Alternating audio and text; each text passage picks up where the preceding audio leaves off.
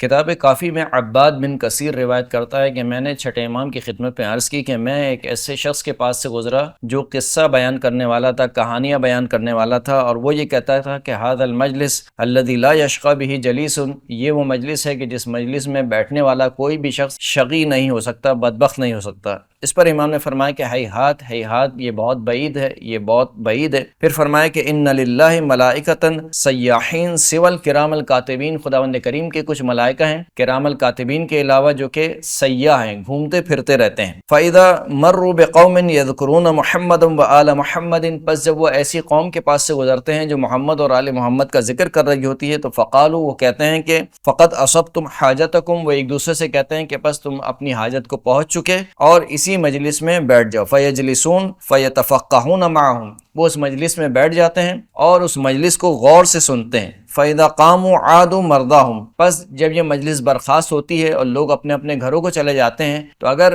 اس مجلس میں بیٹھنے والا کوئی شخص مریض ہو جائے تو یہ اس مریض کی عیادت کے لیے جاتے ہیں۔ وَشَهِدُوا جَنَائِزَهُمْ، اگر وہ مر جائے تو اس کے جنازے میں حاضر ہوتے ہیں۔ وَتَعَاهَدُوا غَائِبَهُمْ فَلِذَلِكَ الْمَجْلِسِ الَّذِي لَا يَشْقَى بِهِ جَلِيسٌ، پس یہ وہ مجلس ہے کہ جس مجلس میں بیٹھنے والا کبھی بھی بدبخت نہیں ہو سکتا، یعنی مجلس محمد اور آل محمد میں بیٹھنے والا شخص کبھی بھی بدبخت نہیں ہو سکتا۔